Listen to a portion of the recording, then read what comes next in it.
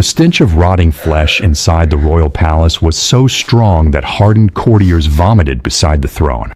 Fluid leaked from the coffin of Henry VIII, and during the night, dogs licked what was left of his body.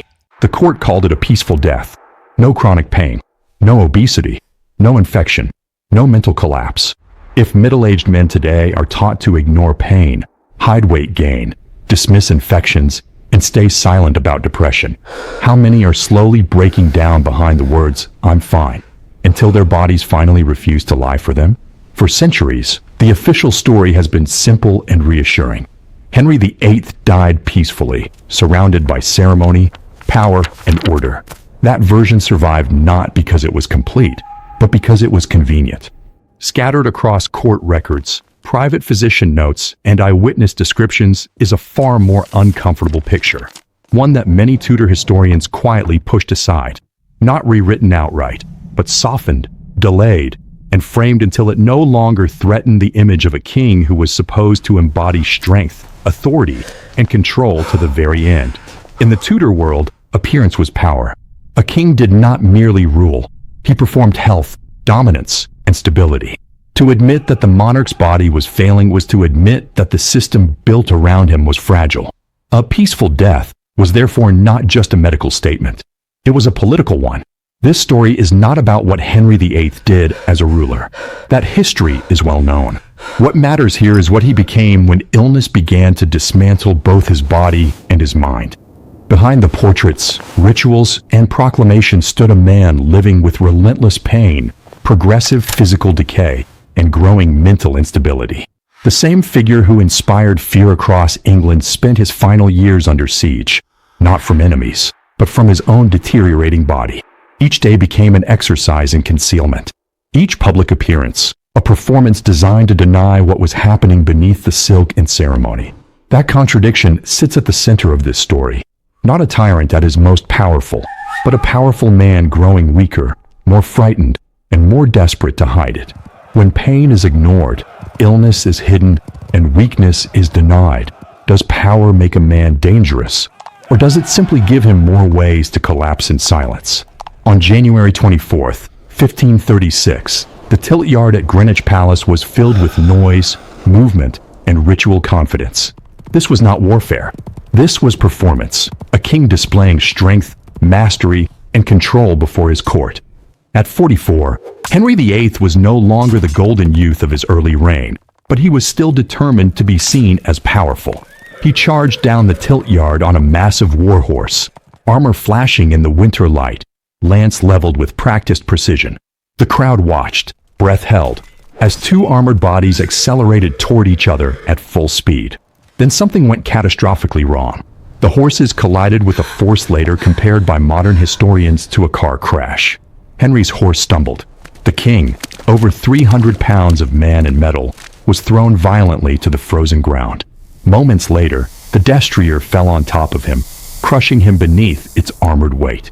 The tilt yard fell silent. Servants froze. Courtiers did not move. No one knew if the king was alive.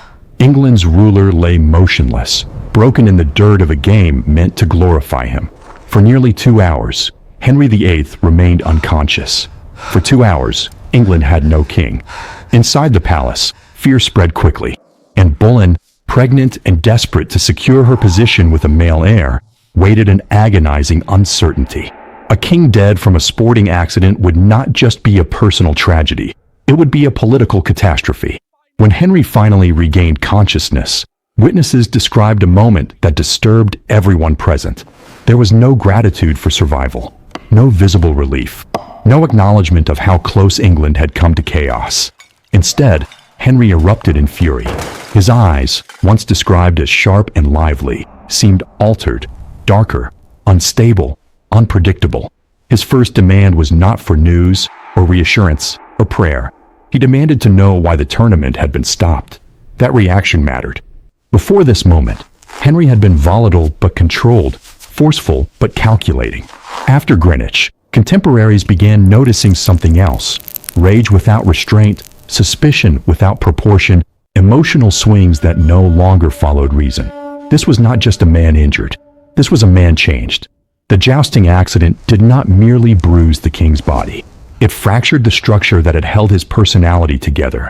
The same event that left him unconscious reopened an old leg wound, a physical injury that would never heal, but it also appears to have damaged something less visible and far more dangerous. From this point forward, the Henry England had known began to disappear. The cultured Renaissance prince, the musician, the linguist, the charismatic debater, did not fully return to the tilt yard. In his place emerged a ruler increasingly driven by impulse, anger, and fear. Decisions became harsher. Patience evaporated. Mercy narrowed. What makes this moment so disturbing is not just the violence of the accident, but its timing. This fracture occurred while Henry still ruled with absolute authority, while every emotional shift carried consequences for real bodies, real families, and real lives. A single fall turned physical trauma into political force. Not immediately, not all at once, but from this day forward, the damage was no longer contained within the king himself. In the months following the fall at Greenwich, something in Henry VIII no longer functioned as it once had. Contemporary accounts did not use modern medical language, but they described a pattern that is unmistakable today. Violent mood swings, sudden rages, uncontrollable weeping, and decisions that appeared detached from proportion or restraint. Modern interpretations of these records suggest damage to the area of the brain responsible for impulse control and emotional regulation. Before 1536, Henry could be ruthless, but he was also patient. He tolerated long negotiations. He delayed punishments. He calculated outcomes. After 1536, calculation gave way to reaction. The court quickly learned that the king's emotional state was no longer something to observe. It was something to survive. His anger could ignite without warning. His sorrow could collapse into fury within minutes. Servants described moments where the king would sob openly, then abruptly demand blood. No transition, no explanation. In this environment, power did not flow from law or precedent. It flowed from mood. The Tudor court became a system built to absorb emotional shock. Courtiers adjusted their speech, posture, and even timing around the king's temperament. When Henry was calm, government functioned. When he was unstable, the entire kingdom held its breath. The most devastating consequence of this shift came swiftly. Just 4 months after the jousting accident, and Boleyn was executed. The woman who had once reshaped England's religious future lost her life amid accusations that many contemporaries found implausible. What matters here is not relitigating guilt or innocence, but timing. The execution did not follow years of slow deterioration. It followed months of emotional volatility. From this point forward, executions accelerated. Longtime advisors fell. Loyalty no longer guaranteed safety. The king's anger became a governing tool, sharp, unpredictable, and lethal. This is where biology begins to explain politics. If Henry's emotional regulation was compromised, then cruelty was no longer merely policy. It became reflex. Decisions were made in the same way pain is responded to, instantly, aggressively, without filtering consequences. The frightening implication is not that illness excused violence. It is that unchecked illness, combined with absolute power, removed the barriers that once restrained it. Henry did not need to plan terror anymore. His nervous system delivered it. What had once been strategy hardened into compulsion. What had once been authority turned reactive. The man who ruled England was no longer simply making choices. He was responding, and the people around him paid the price. When rage becomes a symptom and power removes accountability, are the consequences we see acts of control or the collateral damage of a man whose illness was never confronted?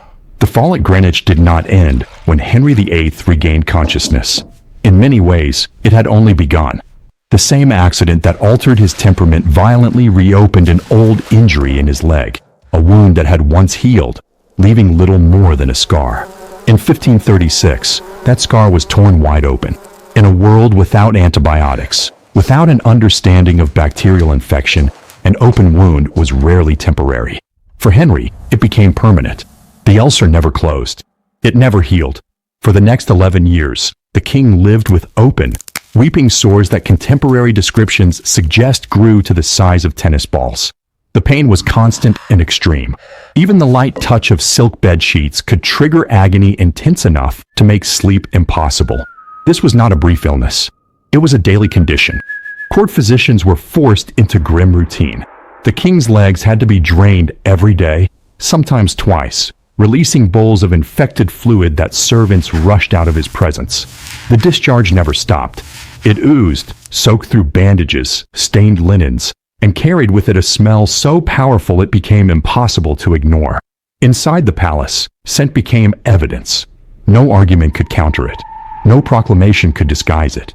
The smell of rot traveled through corridors and chambers, announcing the truth before any words were spoken.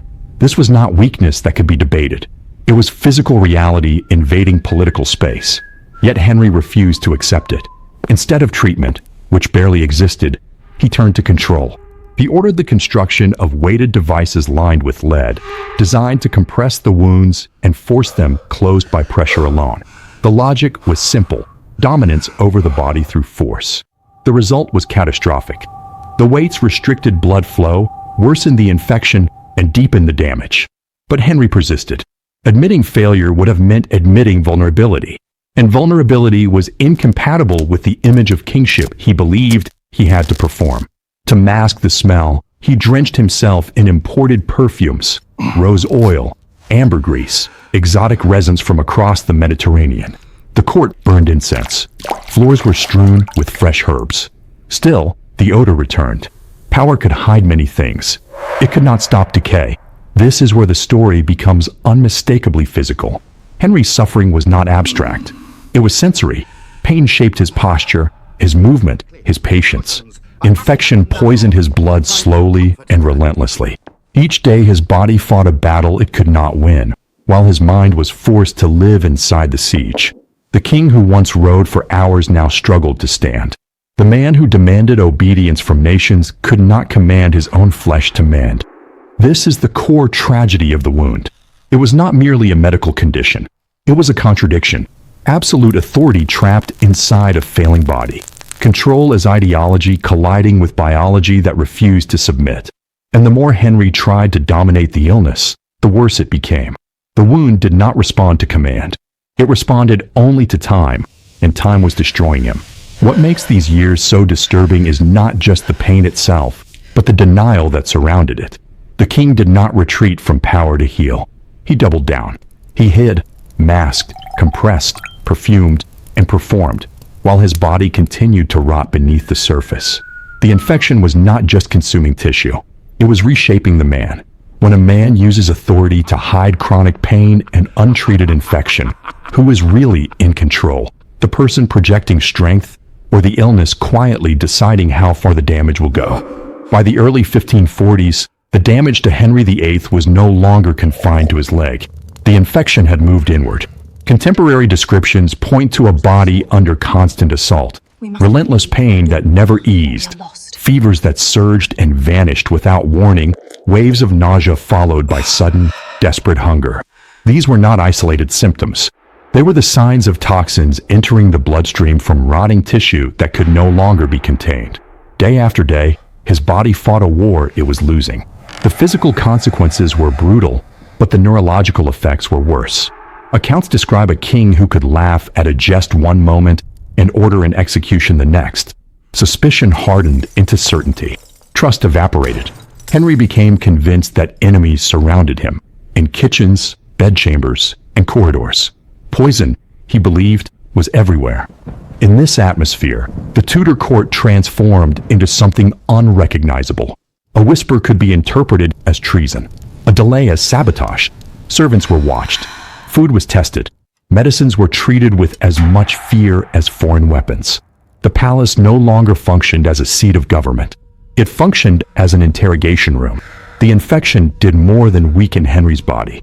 It distorted perception.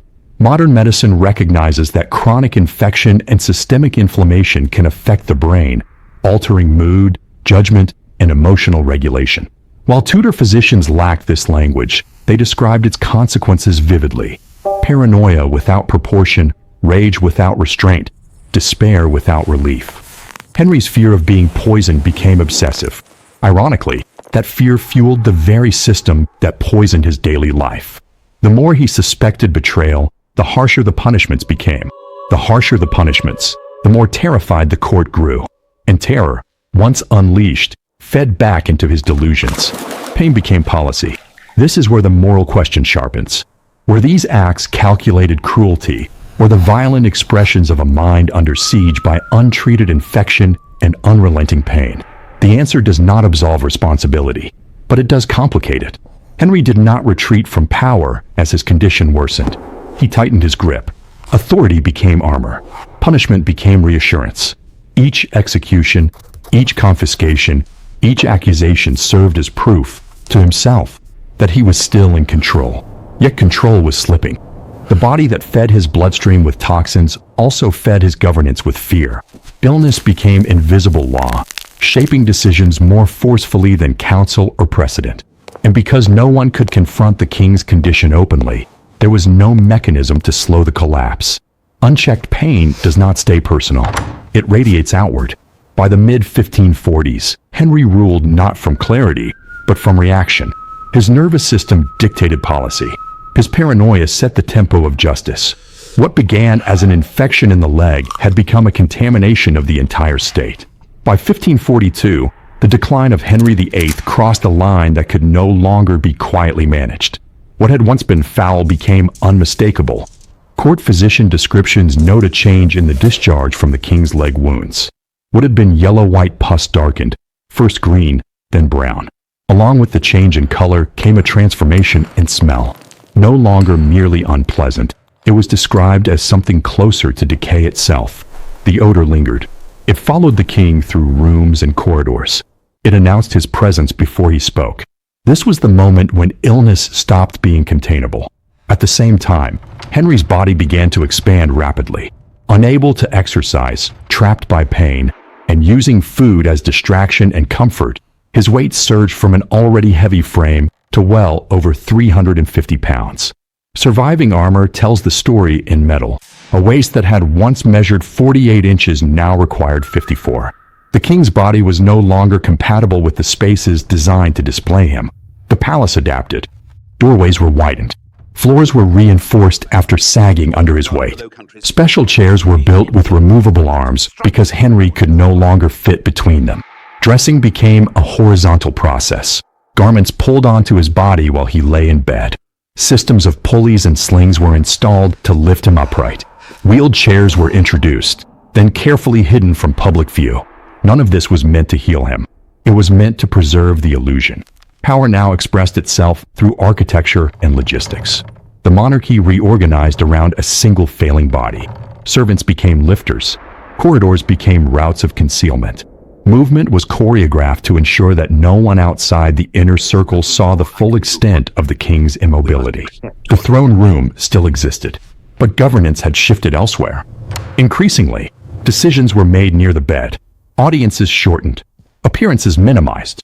The symbolic center of the empire quietly migrated from the throne to the mattress that supported a man who could no longer stand for long without assistance.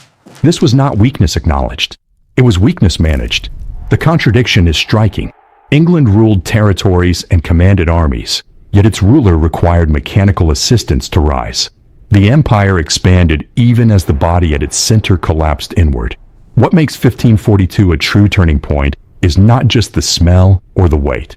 It is the acceptance, unspoken but absolute, that Henry's condition was permanent.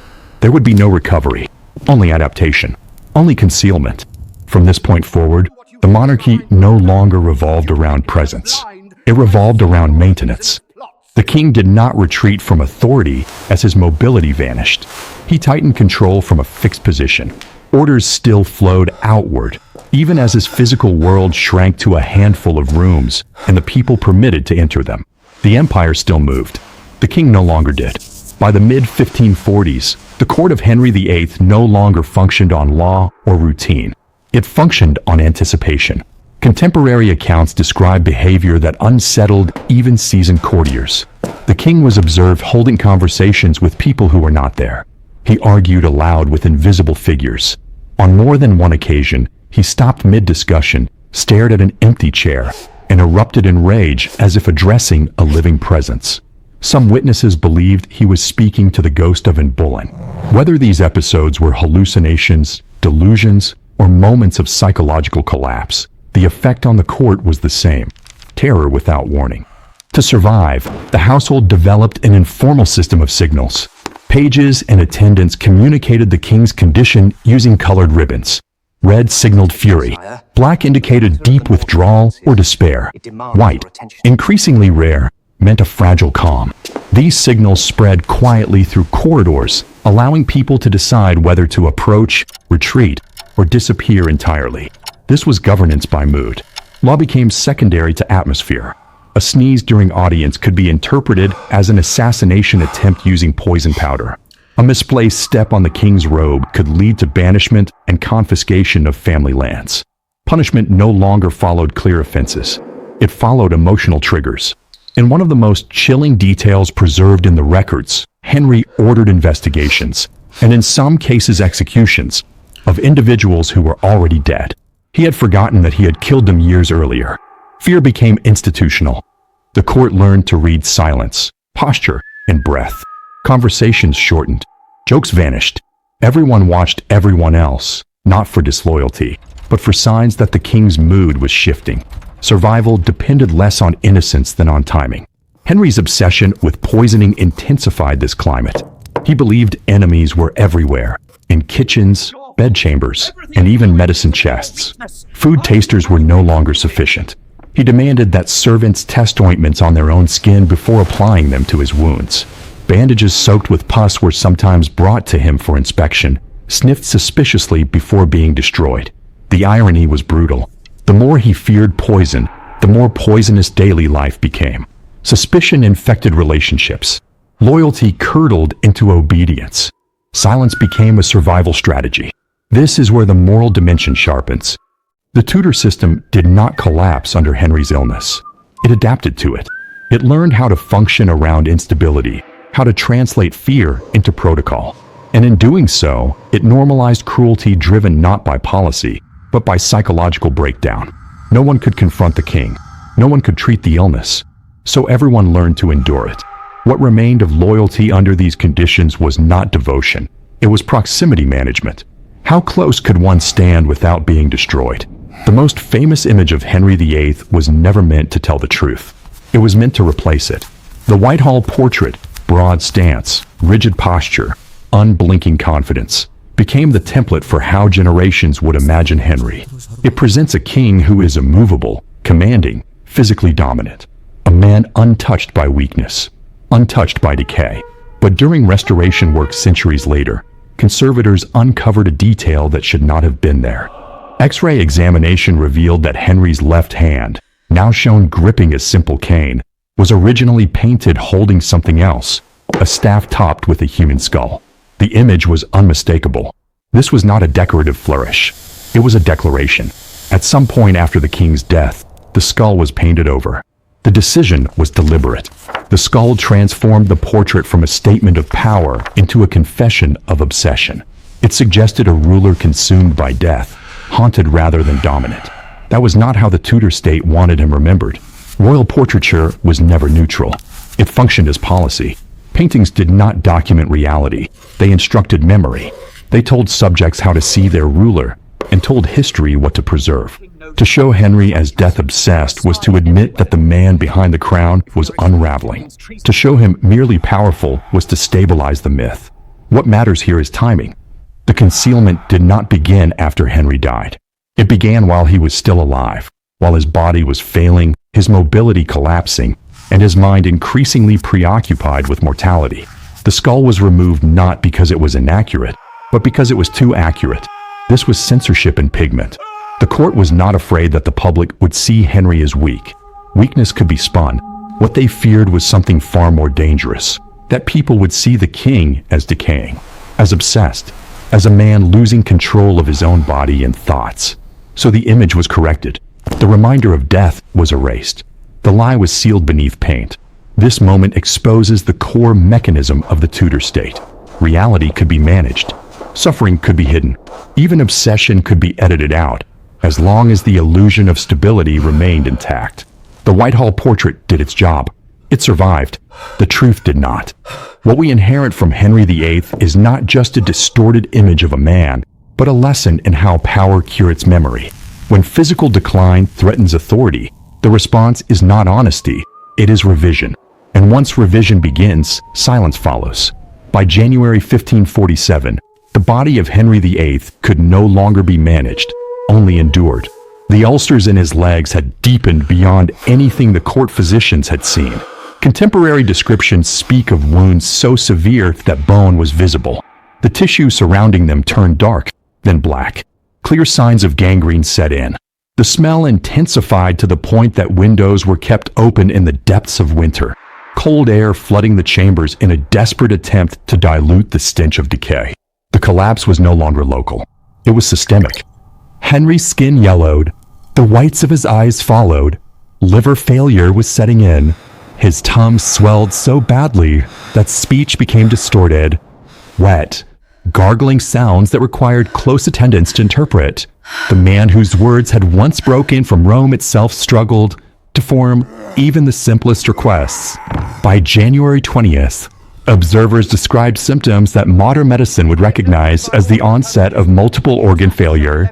His urine, when he could produce any, was dark and sharp with the smell of ammonia. Fluid accumulated in his abdomen, swelling it painfully and placing pressure on already failing organs. His massive frame, once a symbol of dominance, became an immovable burden that required constant labor simply to reposition. Outside these rooms, the world was told something very different. Official messages insisted that the king was merely fatigued, recovering, resting. Ambassadors were assured he would soon receive them. The language was calm, reassuring, carefully false. Inside the palace, the Privy Council prepared for succession. They knew time had collapsed. What remained was not treatment, but management of information, of appearances, of power itself. The truth of Henry's condition could not be allowed to disrupt the transfer of authority. The myth had to hold until the crown was secure. On January 27th, the illusion fractured. Henry suffered a massive stroke. One side of his face drooped grotesquely. Saliva pooled on his pillow as he lost control of facial muscles. His speech, already compromised, became incomprehensible. England's king, who had once commanded religious obedience with his voice, could no longer ask for water. Yet even then, control did not fully release its grip. With his one functioning hand, Henry attempted to sign death warrants. His final intended victim was the Duke of Norfolk, a longtime servant who had fallen from favor. The signature was barely a signature at all, more ink blot than name. Still, the machinery of execution prepared to move. Only death intervened. What makes this moment so unsettling is not simply the physical horror. It is the persistence of authority after the body has failed. Power lingered even as language disappeared, even as consciousness fractured, even as fear replaced command. The court maintained its facade to the end. Outside these rooms, England was told its king endured. Inside, those closest to him watched a body surrender one system at a time. This is the double meaning of the hidden death. The truth was concealed not only to ensure a smooth transition of power, but to preserve a legend that could not survive exposure to rot, incoherence, and helplessness. The king who once reshaped faith with words died, trapped inside a body that no longer obeyed him, unable to speak, unable to stand, unable even to be fully hidden. The official record would later claim that Henry VIII died calmly in his bed. What happened that night tells a different story. According to eyewitness accounts preserved in private writings, the final hours were violent and chaotic. Late on January 27th, Henry's body began to convulse. The seizures were so severe that 6 men were required to restrain him, not to comfort him, but to prevent him from injuring himself further. His massive frame shook the bed beneath him. At moments, the reinforced structure groaned under the force. Between seizures, Henry vomited a dark, foul substance, described by witnesses as black bile. The smell in the chamber became unbearable. Even those accustomed to the stench of his illness were forced to turn away, gagging. More than one attendant was reported to have vomited outside the room before returning to their posts. This was not a king slipping quietly into death. This was a body collapsing in terror. During brief moments of clarity, Henry's voice changed. The threat stopped. The commands vanished. He cried out for the children he had lost. the miscarriages and stillbirths that haunted his reign. He begged them to forgive him. He promised to be a better father if they would only come back. Then the fear returned. Witnesses described Henry screaming about fire, flames he believed were rising from beneath his bed. He demanded that someone put them out. He clawed at the sheets. His voice grew high and panicked, stripped of authority. This was not performance. There was no audience to impress. Only men trying to hold him still while his body betrayed him completely. As midnight passed, his breathing changed. It became wet, gurgling, what modern medicine calls the death rattle, as fluid filled his lungs. The sound echoed in the chamber, steady and unavoidable. It marked the approach of the end. In those final minutes, the court clung to ritual. A clergyman asked Henry to give a sign of faith. If he trusted in Christ for salvation, he was to squeeze a hand. The swollen fingers tightened once, weakly, and then fell slack. At approximately 2:07 a.m. on January 28, 1547, Henry VIII was dead. The irony of that night is impossible to ignore. A man who had ruled through fear, who had used terror as a tool of obedience, spent his final hours consumed by fear himself. The voice that once commanded obedience from an entire nation ended in pleading. The body that had projected dominance dissolved into panic and pain. This was the climax of the tragedy. Not a triumphant ending, not a righteous reckoning, but a human collapse stripped of myth. For a brief moment, before the lies, before the proclamations, before the sanitizing language of peaceful death, the truth was visible to those in the room. Power could not protect him. Authority could not steady him. Control could not save him. Only fear remained. Death did not bring silence. It brought acceleration. Within hours, the body of Henry VIII began to swell. The infection that had ravaged him for years did not stop at death. It intensified. Gases built rapidly inside the corpse. The smell, already infamous, grew heavier and more aggressive, seeping through doors and corridors. The Privy Council made an extraordinary decision. The king's death would be kept secret for 3 days. This delay was not only political, it was practical. No one knew what to do with a body that refused to remain still. Embalmers were summoned urgently, but they faced a task beyond precedent. When the body was opened, the extent of internal decay became undeniable. Contemporary descriptions recount organs in advanced stages of destruction. The liver, enlarged and diseased, collapsed when touched. The heart was swollen and surrounded by yellow fluid. The intestines had darkened, showing signs of severe internal rot. Even seasoned attendants recoiled. To slow the process, the embalmers worked frantically. The body cavity was packed with vast quantities of salt and aromatic herbs. The corpse was wrapped in waxed cloth soaked in resin and turpentine. Finally, it was sealed inside an enormous lead coffin, reinforced to support both weight and pressure. Still, the body resisted containment. Witnesses reported hearing sounds from within the coffin, dull pops, wet gurgles, as gases continued to build. The dead king, silent in life's final hours, now made himself known through the physics of decay. Outside these chambers, proclamations continued. The king was resting. The kingdom was stable. Succession would be orderly. The language of control never wavered. Inside, the truth pressed outward, audible, visible, and impossible to fully suppress. In death, the body became the final rebel. It refused to cooperate with ceremony. It undermined the narrative. It exposed the fragility of the image that power had spent decades constructing. The 3 days of silence were not merely a pause. They were a negotiation between truth and authority. On February 14th, the procession finally began. The coffin, massively reinforced and weighing close to half a ton, required a specially constructed carriage pulled by 8 horses. The journey from London to Windsor, normally a single day, stretched to 3. Winter rain turned roads into mud. Horses struggled. The weight slowed everything. On the second night, the procession stopped at a religious house for rest. The coffin was placed inside the chapel. Guards took their positions. The doors were closed. What happened during the night passed into legend, but contemporary accounts confirm it occurred. The pressure inside the coffin became too great. With a sound described as a thunderous crack, the lead casing split. Putrid fluid leaked onto the chapel floor. The stench was overwhelming. Guards fled their posts. By morning, the scene had grown even more grotesque. Animals had entered the chapel during the night. Dogs were found licking the fluids that had seeped from the broken coffin. The body of a man who had claimed divine authority, who had reshaped religion itself to affirm his supremacy, had become carrion. Workers moved quickly. Sawdust and lime were scattered to absorb the remains. Cloths were tied over faces. The coffin was hastily resealed with fresh lead. No prayers could undo what had already happened. When the procession resumed, the tone had changed. The burial at Windsor was rushed. The elaborate ceremonies originally planned were quietly abandoned.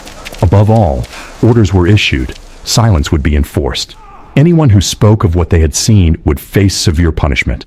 The official record was finalized. The king, it stated, had died peacefully. He was buried with all due honor. The truth disappeared into private diaries, diplomatic reports, and whispers that would surface only centuries later. This is the final collapse of the illusion. Royal rituals sought to transform death into symbol, dignity, continuity, divine order. Reality refused. The end of this reign was not majestic. It was physical, humiliating, and uncontrollable. The crown survived. The myth barely did. In the end, there were no victors. Not the king, whose body betrayed him. Not the institution, forced to lie. Not the witnesses, compelled into silence. Only decay told the truth.